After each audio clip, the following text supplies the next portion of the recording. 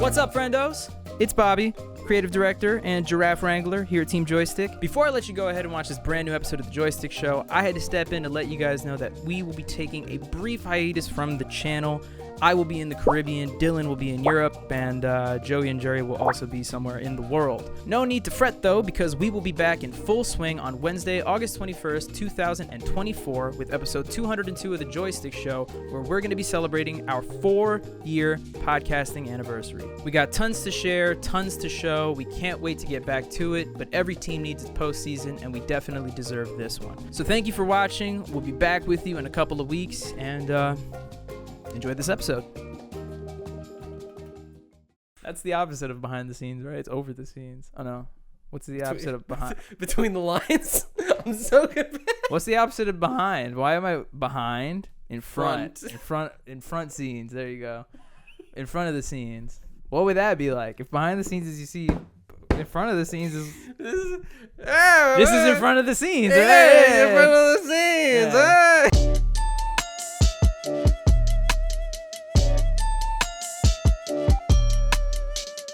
Welcome back to the Joystick Show. Whoa, my name's Clyde, and I'm the announcer, and we're gonna swing it on over to the host. Hey, what's up, guys? It's me, Bobby. I hated that. I'm Dylan. Why do you hate Clyde?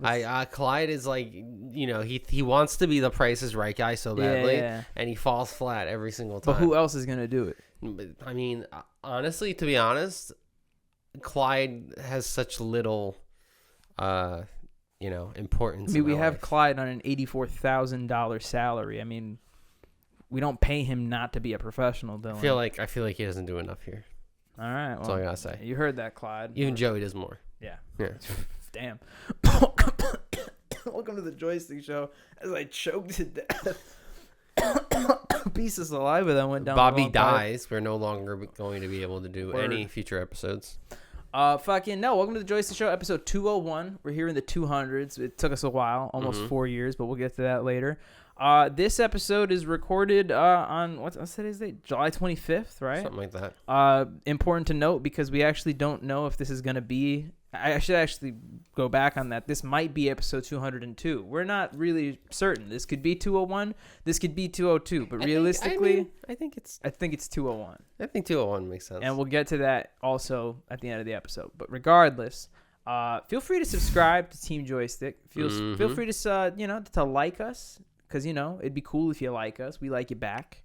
And if you want to know what we're going to talk about on this episode, it's been next to my face, as I have been mentioning, the YouTube Mumbo Jumbo. Okay, cool. By the way, what is Mumbo Jumbo? I to be honest, I do not know the historical significance of Mumbo. You don't know the jumbo. etymology of Mumbo Jumbo? No. I mean, it's just like it's jibber jabber, It's nonsense. Tell you what, if we run out of topics, we'll get back to you on that one. We'll do a live Googling of what is Mumbo Jumbo. Why would you have two in a bush though? What the fuck?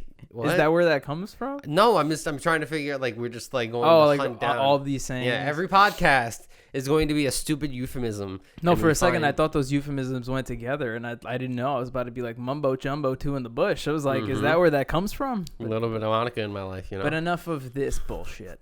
We do have stuff to talk about. No, we don't. Dylan, you got stuff you wanted to bring up about. Yes, I do. I do want to give a little sports recap. Uh-oh. Yeah. And you might be going, hey, Dylan, what sports are on right now? And I will get back to that. But first, we have to go over the fucking Olympics. Yeah. The Olympics are starting. Mm-hmm. That's as you are watching this. Sports. The Olympics are going on as you're watching this. Mm-hmm. Are you ready for that, Bob? I'm very ready. I'm very ready to watch United States men's basketball team take on some of these countries. I know they're playing Serbia on Friday. Yeah, I think now we're actually because we had basketball had a bunch of these showcase games, which are exhibition. Yeah. They don't really count towards anything. Like scrimmages. Exactly. But then another team had something beautiful, and that was all other sports had qualifiers already. Mm-hmm. And those shits were pretty sad. No, I will say my parents, my dad specifically, are big fans of the Olympics. Like specifically the Summer Olympics. So every 4 years when those come around, they make it a big deal not only to watch the Olympics but to watch the qualifiers and the preliminary. So I know my dad for certain has been following specifically gymnastics, but I haven't personally. I haven't actually watched any Olympics stuff going on yet. However, a lot of these are not fair because it's like the qualifiers. So like when you're watching the Olympics and it's like there's 8 people running, those are the 8 fucking best people out there. You know what I mean? The people that were bad, they were gone a long time ago. And sometimes teams are losing in the qualifiers, like soccer teams are losing like 7-0 and shit like that. Yeah. It's like, you know, a little unfair. Teams kind of go easy on other teams, you know? Wow. A lot of like 2-1s and 3-1s because they're like, we could probably score like 8 goals in this motherfucker, but you know what? We'll keep it calm. You know, sportsmanship, all that nonsense, all that mumbo jumbo. Nah, fuck that. You're there to prove you're the best. Yeah, but you also got to, you know, if you're like a soccer team and you're playing like, you know, fucking Mauritania, Mauritania, but like you're picking a country like that, you know, you're going to be like, hey, you know, you're going to play the backup, you're going to play Steve. It's like, Steve's like, can I play? It's like, fine, let's fucking put Steve in. But a sport that I do care about a little more that I don't know if it's in the Olympics. Maybe I heard it was, but it was going to be added. But baseball, the beautiful world. Makes sense. It's getting really international these days. I mean, it should have been in it, you know? Yeah. But the most important part amongst all is that we recapped and finished the Subway Series. I was very interested in this. Yes. So, the Mets, Yankees, they usually like tie or it's like 3-1 either way. That's usually how it goes. But the Mets just faced the same 4 pitchers, which I feel like, you know, that's how the timing of the schedule fell. But the Yankees, after getting walloped the first 2 games, should have been like, maybe we should use a different pitcher against the Mets. But they ran out the same 2 pitchers. And again, the Very Mets, similar things happened. Yeah, the Mets, I believe, in the entire series hit 12 home runs. Wow. I believe. Like 4 of them, 6 of them at Yankee Stadium. I was there at the rain delayed tornado game. Yeah. And yeah, fucking OMG. That's, you know? No, that's fucking sick. It's like this is also, I believe it's the first time ever a baseball team has had a top 40 recording artist as well on the team. Yeah, that's hype as fuck. So speaking of OMG, they literally just hold up the sign anytime anything. Like every team has like their own thing. That's like he's such a personable guy too. Like I always root for him. I'm like, good for this guy. He's living out his fucking dreams. And amongst all, like every team has like the thing. So now the Mets just hold up the OMG sign, but every team has like their own like little tiny thing. The Minnesota Twins. This is like the biggest fucking, you know, tangent. But the Minnesota Twins had a thing on their winning streak. They used a piece of deli sausage and would like throw it around the clubhouse when they would win. It was like, yeah, and they're just so like, it's a celebratory deli sausage. But it was like sealed. But then like they would just leave it out, like they wouldn't refrigerate it. So it was just like this like disgusting. What the fuck is wrong with that? They were like, we can't throw it out unless we lose, man. We can't throw it out. So it's like this fucking. They didn't lose. Is that a team of just senior high school baseball players? It was like there was like 13. Yeah, and they were like interviewing one of the players, and he was like, nah, I didn't like the fucking sausage one bit. He's like, that shit smelled. He's like, once we lost, we were like, throw that fucking shit out. I fucking hated that. That's horrible. What? I would have hated that. But you're winning. I don't care. I don't want to get hit with a fucking smelly. Well, you wouldn't get hit with it, but it would be like, you sausage. know what I mean? It'd be like a coin toss, but the sausage, you know? It's like that. It's like grown-ups arrow roulette, exactly, but with a stinky, rotten sausage. But it was sealed, so for almost the entire time, it wasn't stinky. It was just at the end. It was stinky. I don't know about that. Yeah, I don't know about that. That's your lesson for today, folks. It's stinky. It's stinky. No, but yeah, let's go fucking Mets. If you like the Mets, now is the time to come out of the woodworks. Don't wait until September or October where the Mets lose in the playoffs. Or November. Yeah. November. There's nothing happens. Yeah. It'd be weird. Be like, baseball! Baseball! I wanted to add another month. I was excited. It's like, bro, it's Thanksgiving. There's no baseball. Baseball! Oh, shit. Yeah, baseball is for the summer when there's nothing going on. It's hot as balls. No, like you said, there's like no other sports going on. You can sit in air conditioning and watch people play baseball hot as balls. No hockey, no football, no basketball. Now we do because Olympics. 2 major soccer tournaments are I'm gonna finished. fucking sit in air conditioning here and in Greece, just chilling, watching other people in the heat. Just Mets shot put. You know? But can you watch like the telecast in Greek? So like of course. Oh, that's so fucking hype. Are you hyped for Greece? I am absolutely hyped for That's Greece. fire, I mean, bro. I'm gonna be there for a minute. You know. Yeah, word. Which is why this episode is pre-recorded. You know, it happens. Yeah. Figured we get a solo dolo in. I'm also going to be going away. So, your 2 favorite co-hosts are going to be traveling. I mean, I wish I could go on both trips if I could really have it my way. No, I know, but take the cruise that like I hop on a boat midway. From Bermuda they're like, where you going? I'm like, to Greece. Get there in fucking 5 days. Yeah, I'm like, damn. Yeah, I'm coming back on the 25th now. What parts of Greece are you going to? Just their island. Just Chios. It's called what? Chios. Is it with an X? It's in Greek it's with an X. In English it's CHIOS. Okay. Is that Chios. I don't know much about Greece. Mm-hmm. I know that they have the cool Olympic gods and that there's lightning, but besides that, you get it, Grease lightning. Besides that, I liked it. Besides that, I only know like Greece. Basically, when I think of that country, I think of like Athens, like old monuments, or like Mamma Mia, like Crete, like the islands, the white and the blue. So which one are you going to? I would say the islands. Okay. But more like mountainous. Cool.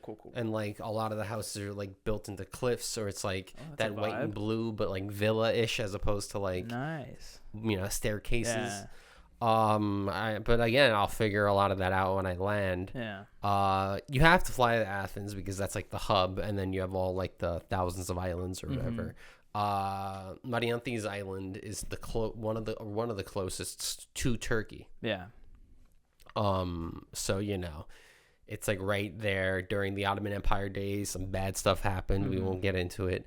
And then now it's just really close. And if you want to go to Turkey, there's like a ferry. It's like 30 minutes and you're in Turkey. Got you. Now I want to present this hypothetical situation to you. Okay. You get to Greece. You immediately step out. It's a beautiful, sunny, no cloud in the sky. Just a great day, right? And you say a joke about Zeus and he strikes you with lightning, but you survive, like you're alive, But now you're in Greece and you're in like you have to get better. There's like an old Greek priest. He takes you in. He like nurses your wounds and stuff like that. Beautiful. And as you're getting better, you start to fall in love with the city in Greece. You start to get to know the people. You get to know the villagers, right?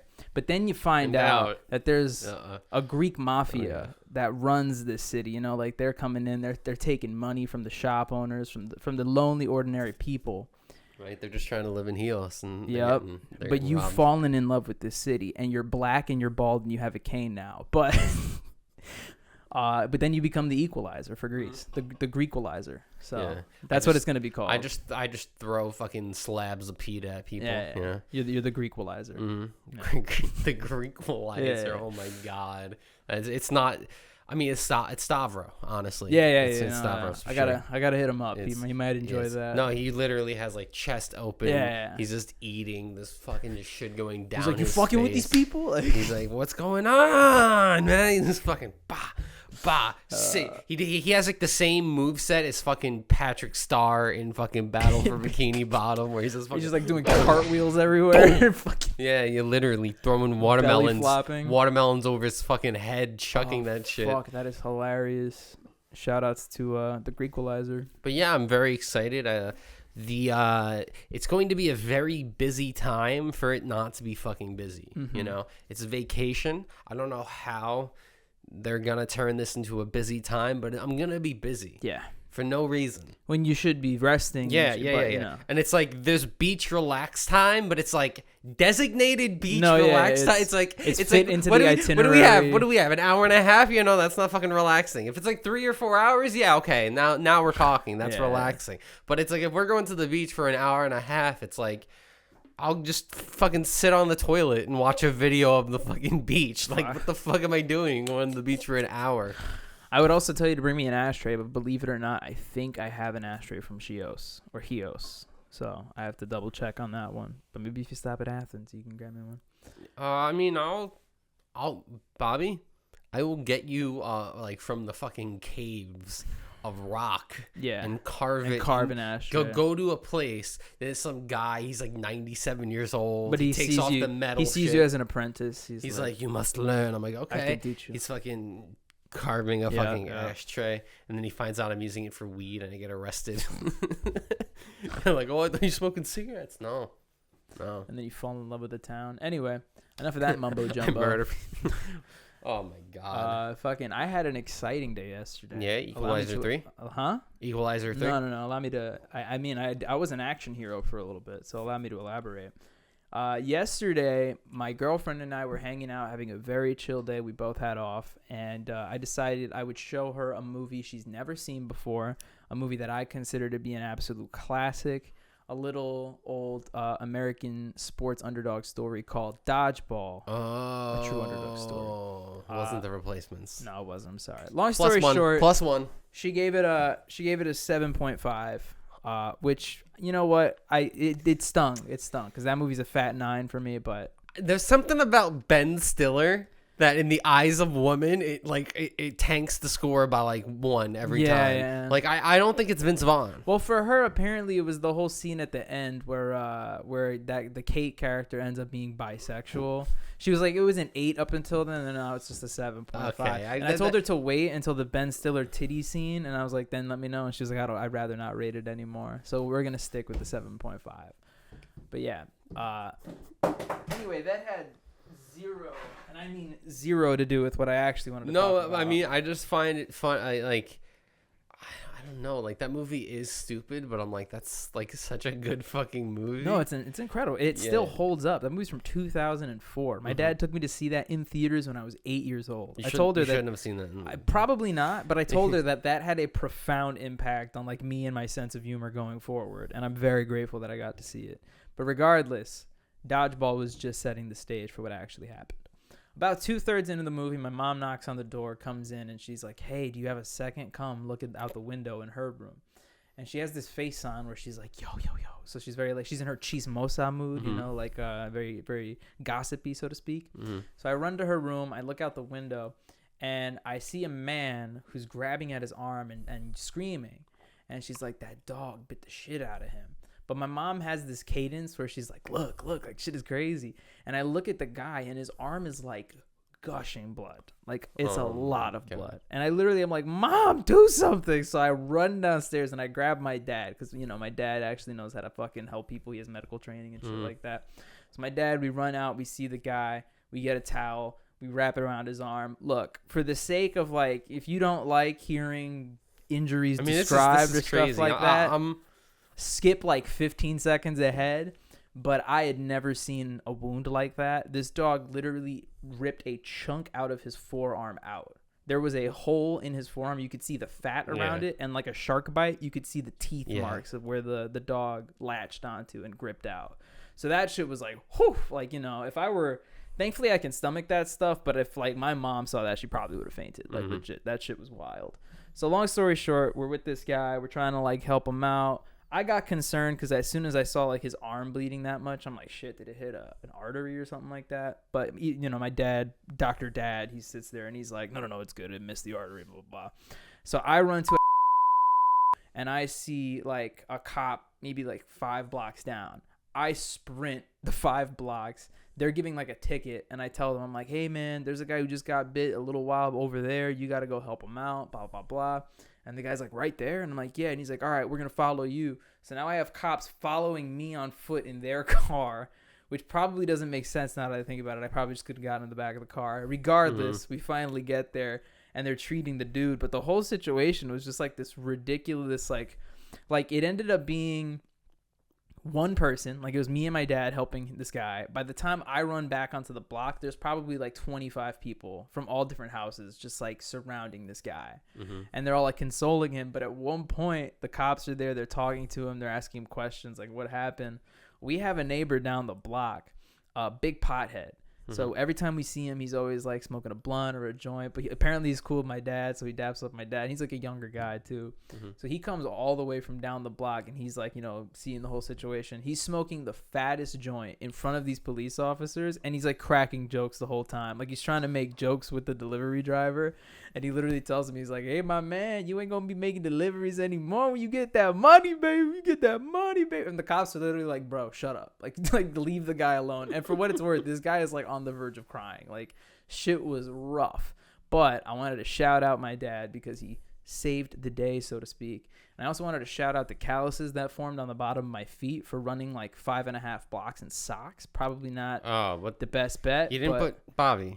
I was already out there, you know. I just wanted to Bobby. Yeah, fucking. That was not the best. There was several. It was in the moment. There was several. I know. It's like in because it was like we walked out. Given everything, you perform well under pressure, but still. We walked out, and then it was taking like mad long for like the paramedics to show up. So when I ran to the corner, that's when I was able to see like cops way far away. So I was like, nope, gotta go get them. So I flagged them down. We got them. It was cool. And shout out to that guy, and shout out to that dog who bit that guy. Poor dog. And I was just like thinking about it, like, you know, it's probably not good for the dog in the future. So wait, that was like my main question. Do we know like what happened with the dog? What was the preamble to all of this? Like how did he get bit? Where was the dog? Who bit him? No, that's a good point. That dog's been there for a really long time, and for what it's worth, we've never like seen an incident like that. And they do a very good job of keeping it in their like yard or in their house and stuff. But one thing I did notice is that when the dog was like running back into the house after he initially bit the guy, because keep in mind, I didn't see him when the bite happened. It was like so the dog was just out? Like, so I'm so confused. That's the thing. I don't know. Possibly. And the reason I think the dog may have been accidentally let out is because one of the owners of the house, I saw them in a wheelchair and their leg was in a cast. So it might have been a situation where like, you know, like physically speaking, he couldn't stop the dog. Oh. Like normally he probably would have been able to, but he was obviously like in a wheelchair with a broken leg or something. So that's my thought. Again, speculation. But fucking, that was my day playing. Yeah, EMS. I mean, hey, you know, if you come to this podcast for any reason, it is mutilation by the way of a dog. But yeah, you know? exactly. So yeah, easy stuff. For sure. Can we take like a minute? Go ahead. Yeah. Taking a break.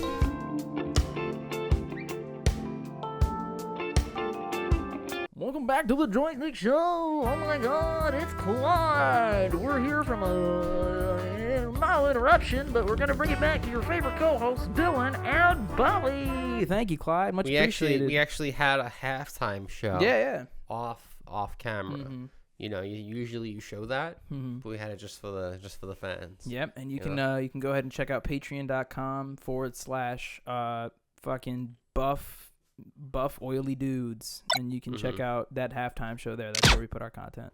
I saw a very funny video for the first time yesterday. You've never seen a funny video before? Yeah, my first ever funny video. And it was of television sports announcer Chris Berman. I don't know if you know Chris Berman. I do not know Chris Berman. He is Canadian. Okay. But he doesn't sound Canadian. He is a sports announcer who do like the home run derby. He used to do the Super Bowl. Okay. He's like back.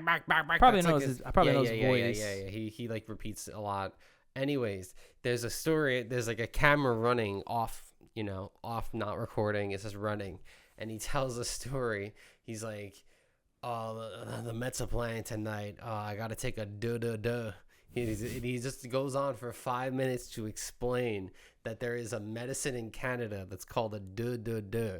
Okay. Which is essentially it is a Tylenol 2 or an Advil 2, which essentially up there is a Tylenol with a little bit of codeine. I was about to say, yeah. And I think it's Tylenol 3s here, I think it's called. Okay. But anyways, that's what it's called in Canada. And it's literally over the counter. Whoa. So you can just fucking buy that shit. So whenever you buy like multiple in Canada, the cashier's always like, "You're an American, eh?" Yeah. And he goes on like this huge tangent. He's like, "Yeah." So it's like whenever, you know, you just fucking eat that little bit of buzz, you get a drink. Cause I don't condone this, but you know, Yeah. he's like, "You little drink," and he's like, you know, He's been around the block. he's like, it's fun. He's like, this is fun. He's like, cause I don't do anything else, you know. He's like, this is what I do. This is my just like to muse." relax with a little glass of wine. Yeah, some and I'm da-da-da. like, this guy, yeah, and he just kept fucking saying like, yeah, you know, like it makes you like slow, so it's like da da da, but it's like do is in like it's two in okay. French, Da-da-da. like 2 2 2. You take 3 of them. Got you. Mm-hmm. I see where. But then it also you like stutter, like it's like da da, like you stupid, you know. It's who like the double. fuck came up with that It's a name? There's like it's- way too many elaborate. you know, it's a da da da entendre, bro. Come on now, give it the fucking program. But I was like, this even is, entendre sounds So- like a French word. I think it is. Anyways, I just want more like, you know, behind the scenes Over the counter stories. drugs. I was gonna say behind Okay. the scenes. Behind the counter drugs. Over the counter scenes. Over the scenes. Over the hedge too. That's the opposite of behind the scenes, right? It's over the scenes. Oh no. What's the opposite of behind? Between the lines. I'm so confused. What's the opposite of behind? Why am I behind? In front. Front. In front scenes. There you go. In front of the scenes. What would that be like? If behind the scenes is you see, in front of the scenes is this is in front of the scenes. Hey, in Right? front of the scenes. Yeah. Hey. That's your fucking Seinfeld, bro. He's like, you're not behind the scene, you're in front of the scene. Terrible, bro. What's the deal with that? Oh no. Ah, fuck. I'd like to give a movie review. No. It's been a long time. I haven't reviewed a movie in like 3-4 episodes. That's true. And for what it's worth, if all goes well, I should be watching a movie that's worth reviewing for next week's episode of the Joystick Show. We are going to, well, not you, but me and the rest of the group are going to see Deadpool and Wolverine. Mm-hmm. I'm really excited, not just because I love Deadpool, but because it's the only Marvel movie coming out this year. So I'm hoping it's going to be really, really good because of that. And because it's supposed to kind of like change the trajectory of where Marvel's going with their yada, yada, yada. We'll see. I've heard good things so far. I know nothing's spoiled for me yet, but just putting that in place for next episode when me, Jerry, and Joey can talk more about it and spoil it for you. Yeah. But Or I'll watch it. very true. I'll watch a bootleg. I went to the movies on Tuesday though to see a different movie. You ever heard of Fathom Events? It's like you've probably seen the ads for it if you've gone to like a commercial theater and they play it in the previews. Fathom Events is like a group. I don't really know the best way to define them, but they work with movie theaters and they rent out theaters to show not non-movies, but blockbuster in theater movies, if that makes sense. Okay. So to give you some examples of what Fathom Events will do is they'll do church services, but on the big screen, so you can go and see church services like that. They'll do Christian movies, independent movies that made like Sundance or the Toronto International Film Festival. But they don't have like an original running. Yeah, you're not gonna watch like fucking Deadpool and Wolverine through Fathom, right? Yeah. Another thing they do actually, which I think is pretty cool, is I think it's called Riff Tracks. And it's like they play old movies and then have two comedians basically do like a podcast over it. So the whole idea is you go to the theater to watch a movie with a joke commentary over it. Oh, so it's like almost like Come Town at that. Exactly, Yeah. pretty much. There's actually a name for podcasts like that, but I forgot what it's called.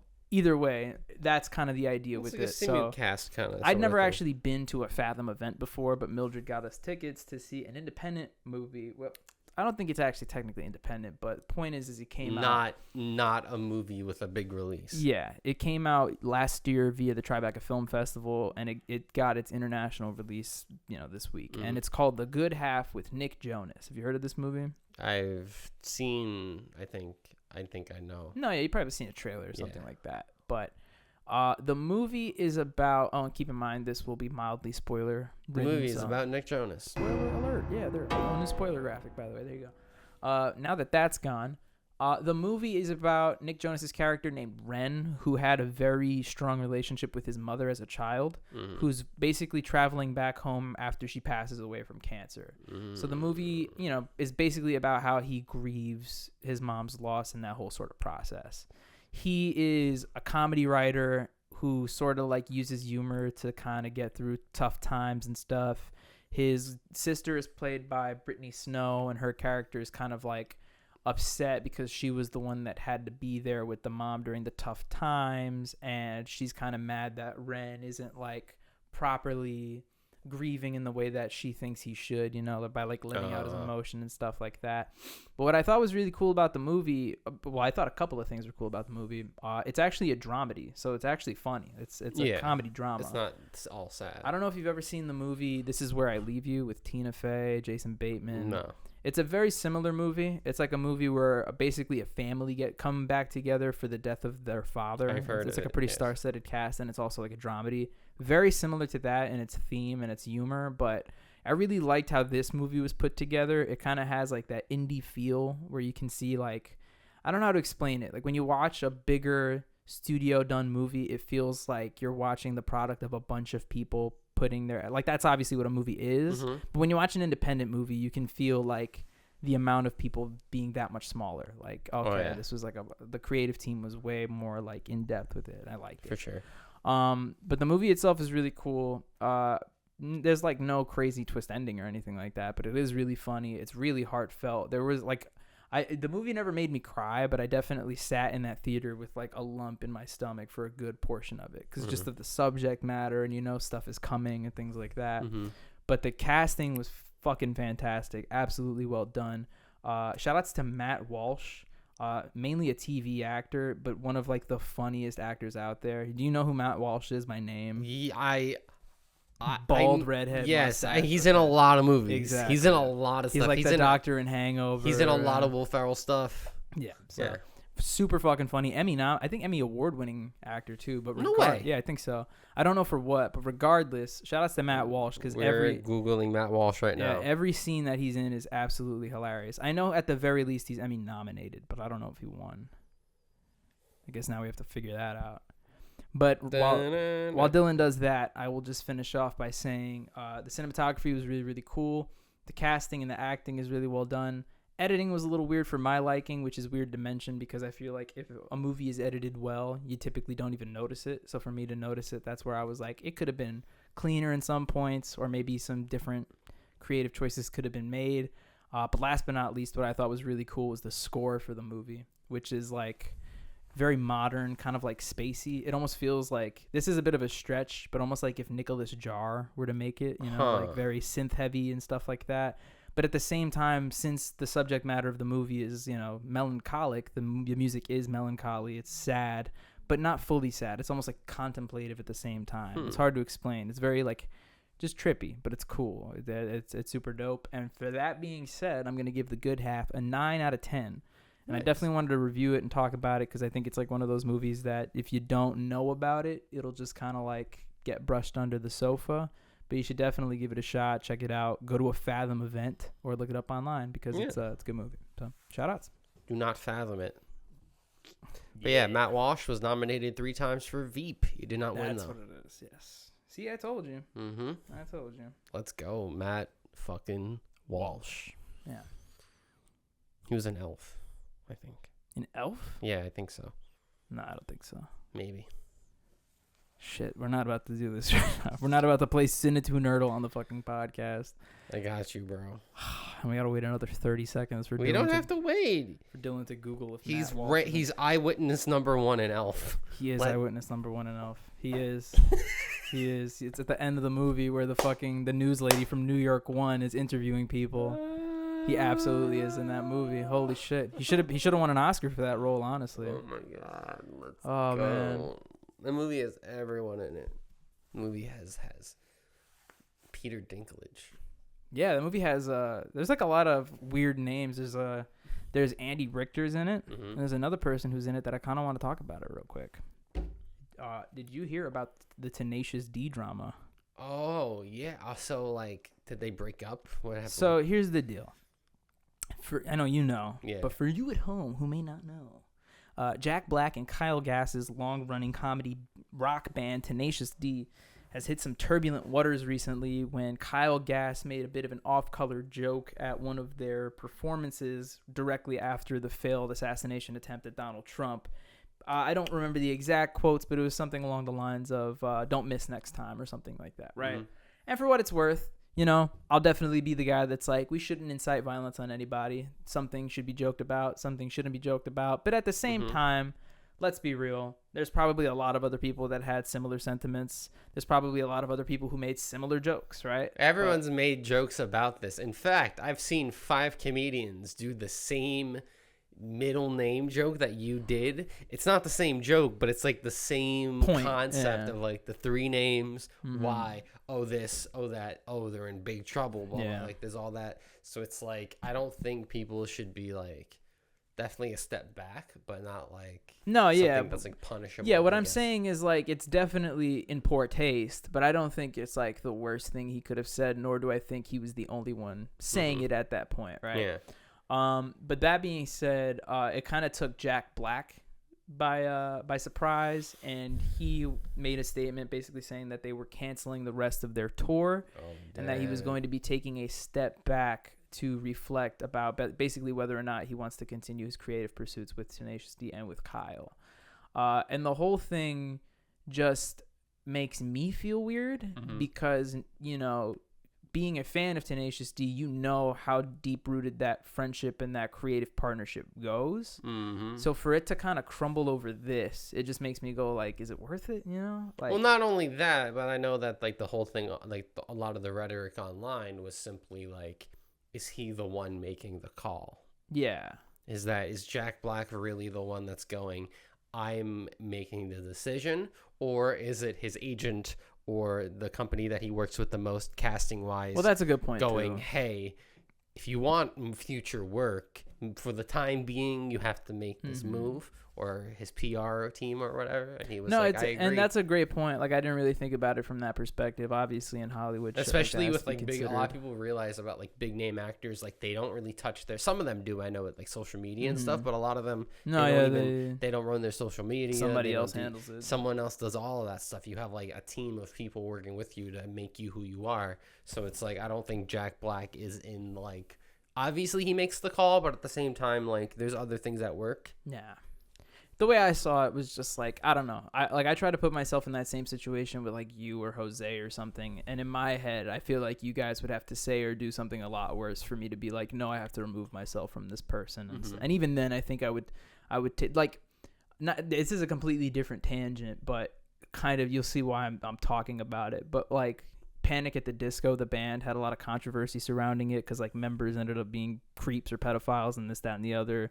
But like one of the biggest things that the band like went through before they eventually called it quits was their like literally since the beginning of the band, they had a security guard named Zach. And it was found out that like over the years, he was like incredibly creepy. He sexually assaulted some women, harassed people, sent messages, this, that, and the other. Apparently he even like made sexual remarks and comments to like wives of the band members and stuff like that. And I didn't hear anything about this shit. Yeah, this is like at the very end of like the band's runtime. Okay. But the reason I bring it up is because when Brendan, literally Panic, the fucking face of the band, made a statement on it, he did something that like nobody ever does when they make statements like that, and he got a lot of flame for it, but I was like, fucking props, like it's the truth. He was like, Zach is fired immediately. He is not going to be working with Panic at the Disco to any capacity whatsoever, but he's still my best friend. Like, he's been my best friend since we were 15, 16, so I'm going to help him get the help that he needs. And basically he's saying like, I'm not going to shut him out of my life. And I was like, that's perfectly fair. Like, if anything happens like that, that doesn't necessarily mean that you have to work with that guy on a professional level or anything like that, but you can still be there for them. There's still, what I'm saying is there's a relationship built, and it's weird to be in that business and to cut ties so fast over a joke that just didn't land, so. And even then, I think it's more of like a temporary cutting of ties than I guess we're not getting the sequel to The Pick of Destiny. Yeah, but I think, they're going to be like in their like late 60s doing that shit. They're going to be like a yacht rock band or something like that. In a weird way, I could see that transition happening, and I'm here for it. I love it. I think it's sick. All right. Before we wrap up, can I do one last thing? Correct. Your boy actually platinum like 5 games in a row in the past 2 weeks. Okay. And I don't have nearly enough time to talk about all of them, but I do want to. I want to shout them out and just do like a quick like 30-second each review. I like this. Of the games that I just platinumed. I like this. But the thing is I did so many in such a short time that I have to actually remember what they were. So just give your boy a second. Mm-hmm. Here it is. Oh, they brought back PlayStation Stars. That's cool. That's like that program where you get like prizes for platinuming games and shit. It was. Oh, I'm sorry. Let me rephrase. It was technically 4 games that I platinumed, but the 5th game is because I'm literally like really quickly away. And I'll start with that one. That one's Multiverses. So Multiverses, super fun platform fighter. One of the games I do not play with you guys. Very that true. You guys play. It's a lot of fun. You should. Uh-uh. Last trophy I need is no, it's fine. I mean, no, I think the reason I think you'd like it is because it doesn't play like traditional platform fighters. It's team based, so you have to play 2v2s. Yeah. And what's cool about it is it's not stock based, so it's not like every player has 2 or 3 lives, and when you're dead, you're dead. It's the first player to kill 4 times. Mm-hmm. So like. Basically, what I'm saying is Jerry can die 3 times and I can die 1 and we still lose. Or I could die 4 times, Jerry doesn't die at all, and we still lose. Yeah. So it's very much about like keeping your weight and like it's a lot of fun. But regardless, I bring it up because the only trophy I have left is to play 500 matches in a party or in a like basically in a party with somebody else. And Jerry got his like 2 weeks ago, and I added up all the stats and shit on one of the trackers, and I'm pretty sure I'm less than 50 games away. So okay. So that's why I bring playing, it up. Yeah. Exactly. But shout outs to Multiverses. They just made an announcement that Samurai Jack is in the game, and they're announcing some other cool people. Then I platinumed. So this is cool, right? PlayStation started implementing older games, bringing them back as sort of like reboots. Yeah. Not necessarily reboots, but reports, better described. And what's cool about it is PlayStation actually gave them trophy support, so there's full platinum trophies. So I actually ended up platinuming Toy Story 2 Buzz Lightyear to the Rescue for the PS1, which if you want a quick and easy fun platinum, I've seen it on the store. Go ahead and give it a play. It's still just as fun as when I played it when I was like 5 years old. It was the first game I ever beat 100% and beat for that matter. And literally, that game still holds up. It's still like a very fun and actually sort of challenging platformer. Like the only reason I'm able to get through it is because I've played it so many times. But I guarantee you put that game in front of like someone who's never touched it, and they'll actually have fun and be challenged. So. Shout outs. Far Cry 3.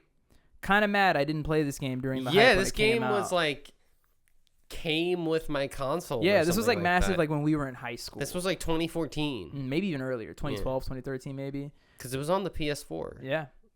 Point is though, fucking great game. I'm really mad that I missed out on it. It's my first Far Cry game. Super fun platinum. I'm actually really excited to play Far Cry 4, but before I do that, I kind of have a checklist of games that I want to get through first, and then eventually get to that. I played Daxter for the first time, the PSP game. Never played that. Super fun, really easy platinum, fun platformer. Thought it was also cool that like Daxter from Jak and Daxter can get his own solo platformer, and it still plays just as fun and just as uniquely as like the ones where they're together. Of course. Thought that was really dope. And then the last game that I platinumed was a Metroidvania that came out this year called Tales of Kenzera Zhao, which is, or Zhao. I really don't know how to fully pronounce it. But you beat it. I beat it. I platinumed it. It, like I mentioned, it's a Metroidvania. The art style and lore takes place in kind of like a futuristic Africa. But it very much feels like Black Panther style, but then it's kind of hard to explain. Like the story takes place in a book that one of the characters' parents wrote, so then the gameplay takes place in that story. So it kind of interloops between being in this futuristic city and then being in the old regions of like Africa and stuff like that. In a book. Very cool, super fun. The platforming and movement is easily like the best part of the game. The combat's really fun. Pretty linear, like for a Metroidvania game. Like usually when you play Metroidvania games, you get to like a fork in the road and you're like, where do I go here? Like it's, or you reach an area and you're like, oh. Yeah, what I'm saying is it's not very easy to get lost, which might be fun for some people, but I thought, it could have been a little bit more expansive. But either way, it's still a lot of fun. And honestly speaking, considering I think it's the only new game that I've played this year so far. How long is it? It's a really the platinum is 12 hours. Like you could beat the game probably in 6-7 hours. Like it is a good game. Like it's like when I'm like it's a good length. It's not like you could breeze out of it, But I'm also just trying to see like the new games that I played this year, because realistically speaking, that it kind of holds up as being my game of the year so far. But actually, I think weirdly enough, I'd have to give game of the year to Animal Well. I think that was I don't know if it's a better Metroidvania, but it's interesting what they were able to do considering the game is so much lesser compared to consider art style and game-wise. But regardless, those are the games that I have platinumed in the past 2 weeks. And stay tuned to hear another rapid-fire platinum review when I platinum Lego Incredibles, Ratchet & Clank Size Matters, and Far Cry 4. So those are the next 3 on the list. Damn, you already have that shit fucking picked out. You know what else is picked out? Cars 3. The Jam and the Yam of the week. Oh, Bam, shit. There's the graphic. Not that there's no bam. I just said that out of habit. Jam and the slam and the cookie, the lamb and the bam and the wham and the wham and the... Is that the song? Damn We it, should have had damn it. Clyde introduce Damn it. it, damn it. And now we should have had the Joe Jam of the Biden. Yam. Rest in peace, Joe Biden. We should have had him. Are you like guessing? Yeah. Joe Biden has seen his shadow. We have 6 more weeks. We have 6 more democracy. weeks of summer. 6 more weeks of summer. Oh shit! My jam of the week is gonna go to an emo banger by a band called Like Roses, and the song is called Broken Coconut Tree. It is not called Coconut Tree. It's called Broken I don't even need Things. my phone. In parentheses, Lie to Me. Very fun I like song. that. I like that. I don't think they're a new band, but they're kind of like up and coming. They're pretty fun. The vocalist is really, really unique, and I love her. So shout outs to them and her. Yeah, shout outs to that song.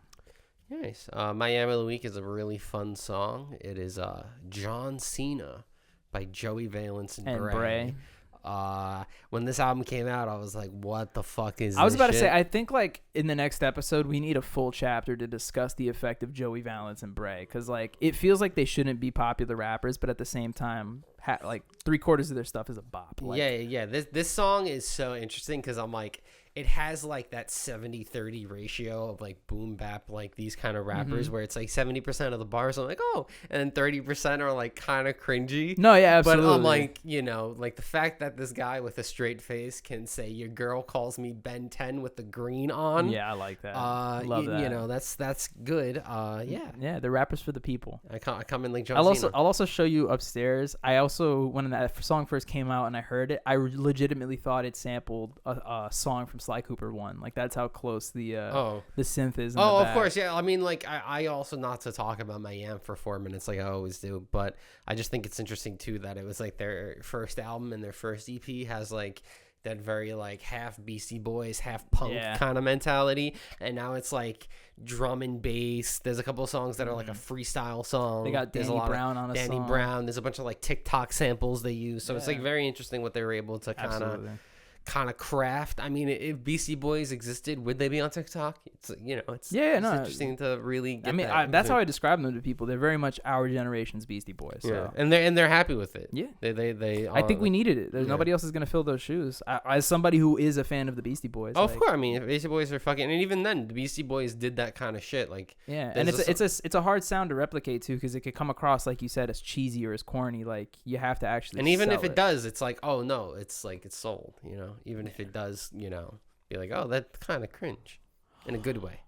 Well, ladies and gentlemen, thank you for the Joystick Show. We're gonna Clyde sounds a little different. I can't keep up the appearance. I'm Clyde, guys. That's the secret this whole time. It was me. I was Clyde. Yeah. I'm Clyde. We gotta replace Clyde Colin.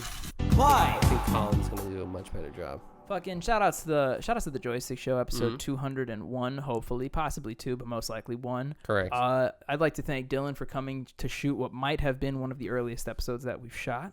But I also want to make a quick mention that if all goes well, and this is episode 201, next week, 202, should be our 4-year anniversary of doing the Joystick Show. That's kind of crazy, but definitely wish to celebrate it and hopefully get it out to you while me and Dylan take a very, very much needed vacation in our individual islands, separated. I'll be in one hemisphere, you'll be in the other.